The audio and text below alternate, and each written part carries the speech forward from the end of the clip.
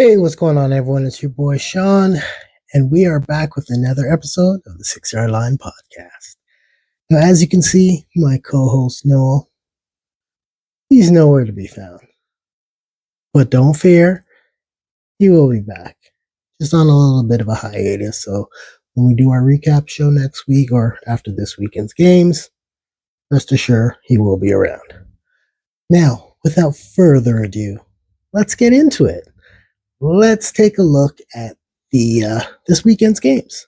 We're going to start off with the first one for us, at least the first one for us here in Canada, 7:30 a.m. Eastern time zone, so much earlier for us than you guys in the UK.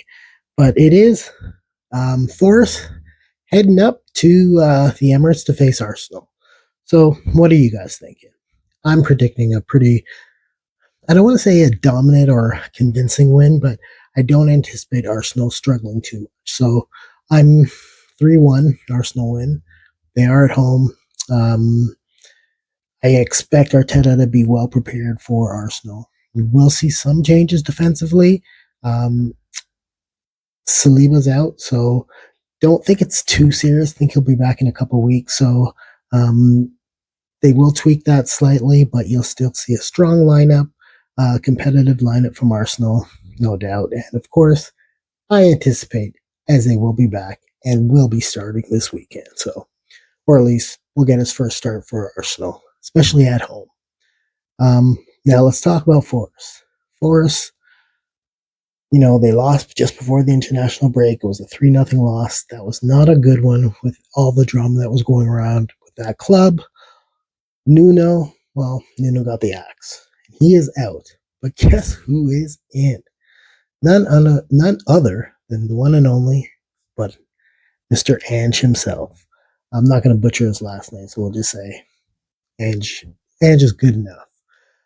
So he'll be leading the reins for Forest for the rest of the season.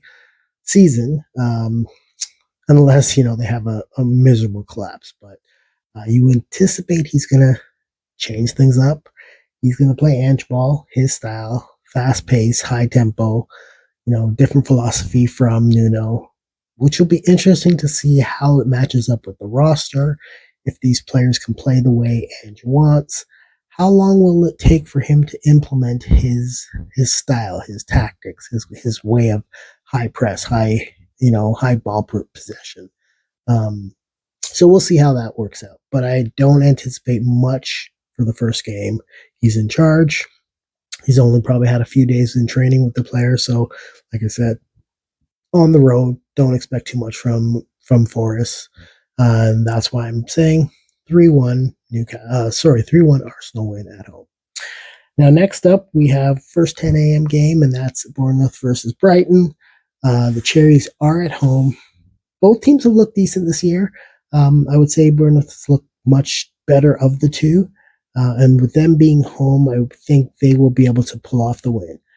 It's two closely matched up teams when it comes to level of play, how they've kind of been matched up over the past couple of years. So I don't really expect, one team to be much more dominant over the other. But again, with the Cherries being at home crowd always gives you that little bit of an edge.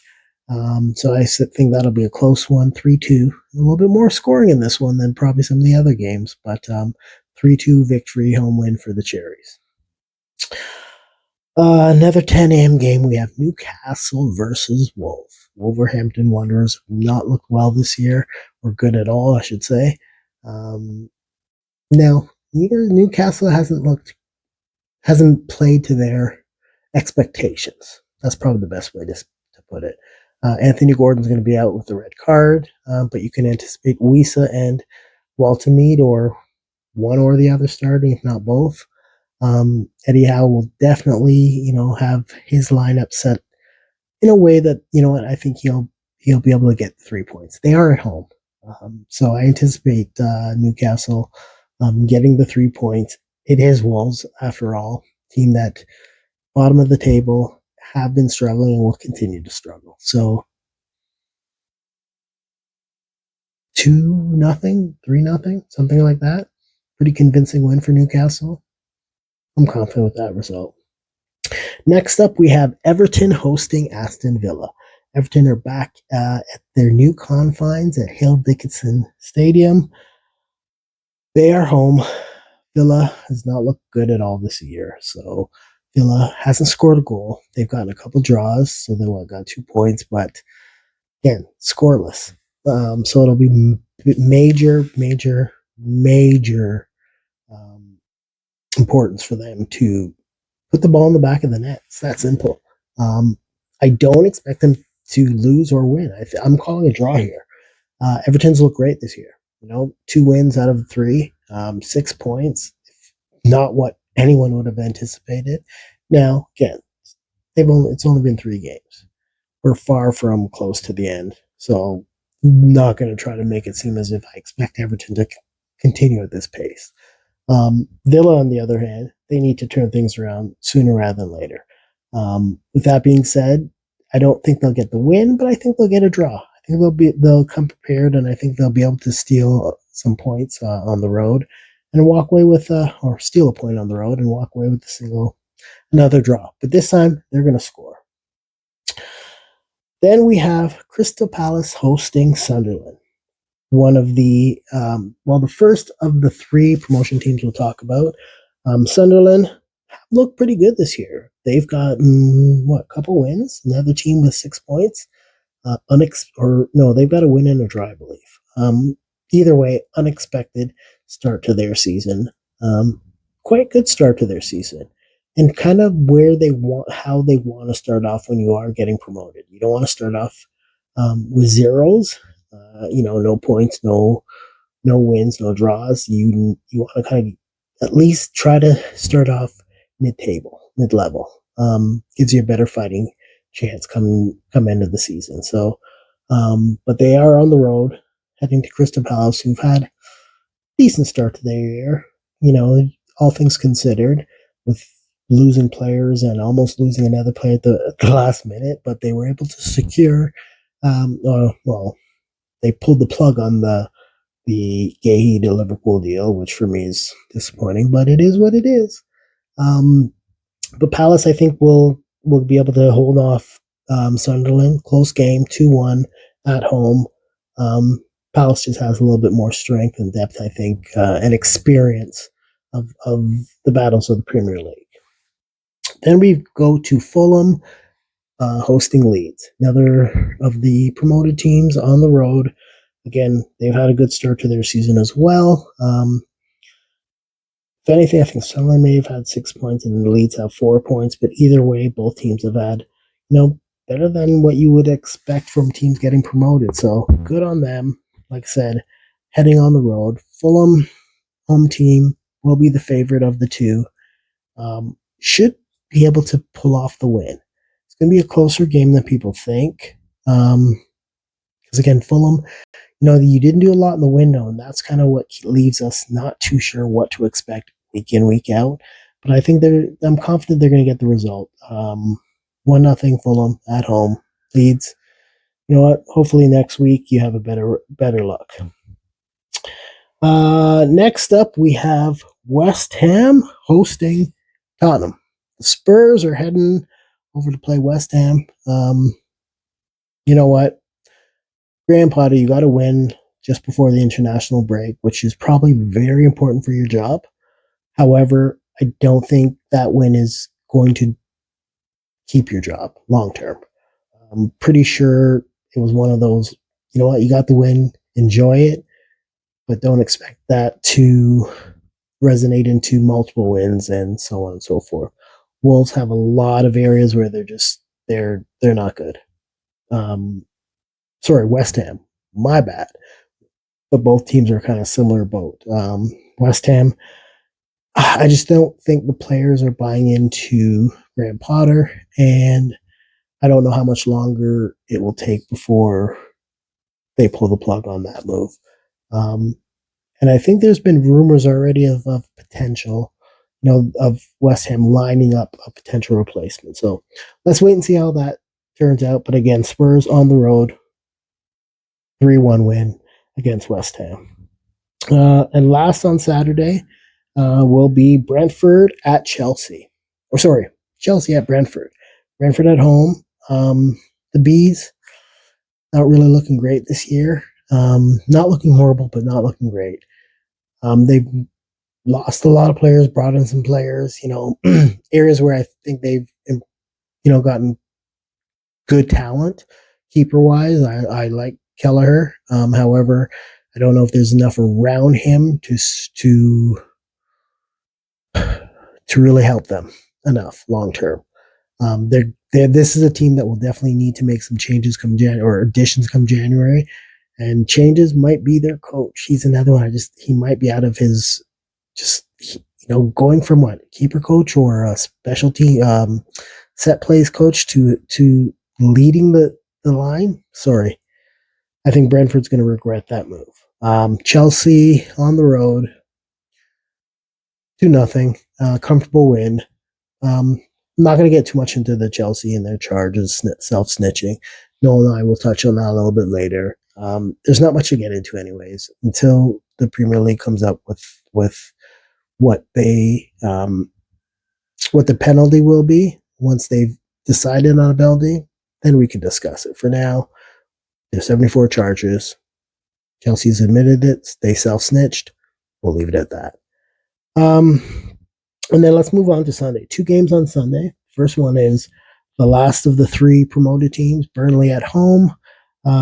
They are hosting my Reds, Liverpool. I'm hoping for a rotated lineup, first and foremost. Champions League game coming up. Let's make sure the key players that will be playing on Wednesday or Thursday, whatever it is, are well rested. So slot, make some subs, get some players who haven't played a lot, give them some minutes. Player like Chiesa, Endo, let them start. Maybe Robertson, and maybe do a keeper change. If not, Georgie for Allison. If not, 3 or 4 max, and leave it at that. And let other players come in, midway through the second half as you're starting to rotate things. But don't make too many changes because yes, it is Burnley, but however, you want players to be comfortable playing with each other. Wholesale changes tend not to work out always that well. So 3 or 4 maximum, and then bring some other bodies in later in the game as the game's going on. And one of those players to bring on later in the game, my opinion, Alexander Isak. We all want to see him play. But at the same time, he's probably only had, by the time game time, 2 practices with the full squad, maybe 3, but no more than 2. No more than 3, but 2, I'll say around 2. Yeah, give him 20, 30 minutes max. Let him get out there, let him get a feel for things, and maybe similar in the Champions League game, same thing. And then, next weekend, give him a full run. There's no need to rush things. Make sure he's 100% fit and well, integrated with the team, and players know, they get a feel for him on the pitch. Let that happen naturally versus trying to rush it. So again, 2-0. Yeah, 2-0 win, Liverpool on the road. Last of the matches for this weekend, and we have intriguing matchup. Man City at home to Manchester United. So it's the Manchester derby. Well. Not expecting much out of this, to be honest with you, in the sense of it's early for both teams. Man United have struggled so far. It'll be important for them to get a second back-to-back wins. I don't see it happening, but that's what Amrin should be aiming for, is trying to get back-to-back wins.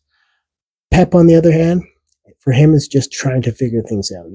City does often start off on the back foot to start seasons, but you know what? They're slow. They build up slowly, and once they get going, it's usually smooth sailing for them. So we'll see if Pep can sort some of the things out. A lot of injuries. Rumor has a lot of injuries for City going into this game. They don't have a deep roster, so if they do have a long injury list, that could come back to haunt them against Man United. So still predicting City to win 3-1. Holland, if you saw him playing with Norway this week, then you know he's on fire. So for him, I anticipate that streak to continue of him playing well and putting the ball in the back of the net. Um, and they've still got so much other weapons that, like I said, I'm confident City will be able to get the home win and kind of get things going for them. So that is it for me, your boy Sean, here on the 6 Yard Line podcast. Don't forget, if you aren't already, hit that subscribe button. Help our channel out. Let's get those numbers up. And of course, thumbs up, give us a big like, comment, all that good stuff. That's it for this week. See you guys on the recap show when Noel returns. Catch y'all later. Have a good one. Peace.